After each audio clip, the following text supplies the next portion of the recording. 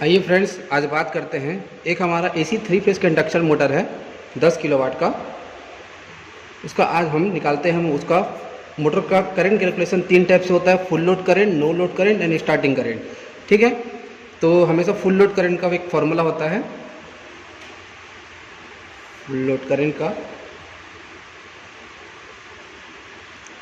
का I is equal to P by power by √3 V into cos theta into efficiency. ठीक है friends, तो हमेशा हमारा पावर कितना है मोटर का 10 किलोवाट।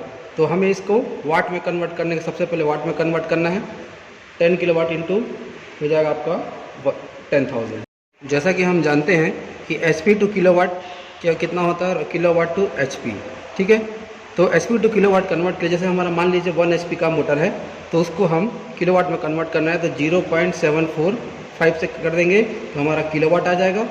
और अगर हमारा किलोवाट में हम लोग को उपलब्ध है, जैसे 1 किलोवाट है, इसको 1.341 से कन्वर्ट करेंगे तो हमारा HP आ जाएगा। ठीक है फ्रेंड्स, ये हमारा HP टू किलोवाट और किलोवाट टू HP। ठीक है, तो अभी फ़िलहाल फॉर्मूला में आते हैं। जैसे हमारे पास मोटर था 10 किलोवाट का, तो ये हो जाएगा आपका 10,000 बाई √3 की वैल्यू कितनी होती है 1.732। हमारा वोल्टेज कितना है 415 वोल्टेज। कॉस फाई ये फ्रेंड्स आपके मोटर के नेम प्लेट जिसमें रहता है, नेम प्लेट में लिखा रहता है कॉस फाई कितना है। ठीक है, यानी हमारा पावर फैक्टर जिसको बोलते हैं, और एन अपना हो गया इफिशियंसी। तो ये हमारा पावर फैक्टर कितना है 0.8, इफिशियंसी कितना है 0.88। ठीक है, अब हम इसको सॉल्व करते हैं। तो ये हो गया आपका 10,000 506.02। इसको सॉल्व करने के बाद ये आंसर आएगा। अब इसको कैलकुलेटर से सॉल्व करेंगे, तो सॉल्व करने से हमारा आंसर आएगा 19.76। ये हमारा फुल लोड करंट हो जाएगा। ठीक है, यानी इंडक्शन मोटर का फुल लोड करंट निकालना है तो हमको ये फॉर्मूला लगाना पड़ेगा। ठीक है, आइए अब हम देखते हैं मोटर का no load current. No load current के लिए नो लोड करंट, तो नो लोड करंट निकालने के लिए हमें किसी भी जिस मोटर का निकालना है उसका हमें सबसे पहले फुल लोड मालूम होना चाहिए। तो फुल लोड करंट हमारा कितना था मोटर का 19.76। और जैसा कि हम जानते हैं नो लोड करंट निकालने के लिए हमें हमेशा 30% से 40% हमको लेना पड़ता है।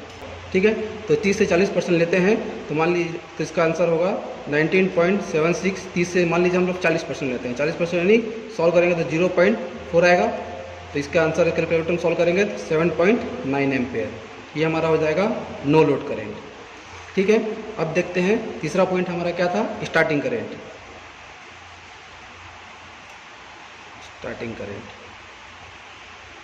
स्टार्टिंग करंट के लिए हमें क्या करना पड़ेगा, इसका भी हमें फुल लोड लेना पड़ेगा। फुल लोड करंट इनटू इसके लिए हम 300% से 400% लेते हैं। ठीक है, 300% 400% लेंगे तो कितना होगा फ्रेंड्स 19.76 जो हमारा फुल लोड करंट था इंटू 3, जो हो जाएगा 59.28। साथ में हम लोग एक चीज़ और देख लेते हैं। जैसे कोई मोटर है, हमारा मोटर है और वो ओवर करंट में चल रहा है। ओवर करंट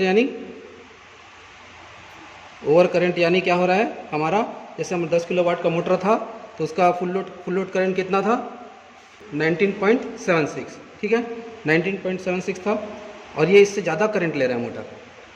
तो तब हम लोग क्या चेक करेंगे, सबसे पहले तो इसको विजुअली हम लोग को समझना है, विजुअली देखना है, यानी फिजिकली क्या प्रॉब्लम है हम लोग को चेक करना है।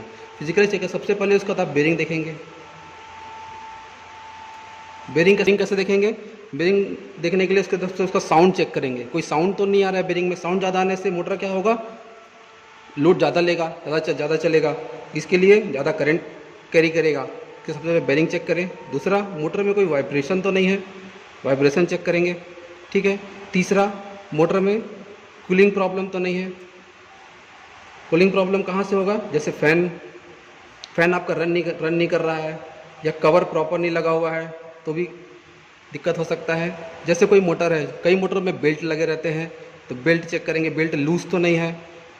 जैसे चेन लगा हुआ है तो चेन लूज तो नहीं है, गियर बॉक्स से कनेक्टेड है तो गियर बॉक्स चेक करेंगे, पंप से कनेक्टेड है तो पंप की जो कपलिंग है वो प्रॉपर हुई कि नहीं वो चेक करेंगे, ठीक है। उसके बाद 3 फेस में चेक करेंगे, कोई एक आध फेस आपका फेल तो नहीं हो गया है वो चेक करेंगे। उसके बाद और कैसे देखते हैं, मोटर नहीं चल रहा है, अंडर वोल्टेज में तो मोटर नहीं चल रहा है वो चेक करेंगे, ठीक है। मोटर का रेसिस्टेंस अनबैलेंस तो नहीं है, रेसिस्टेंस अनबैलेंस चेक करेंगे, ठीक है फ्रेंड्स। उसके बाद क्या करेंगे, एम्बिएंट टेम्परेचर चेक करेंगे, एम्बिएंट टेम्परेचर चेक करेंगे।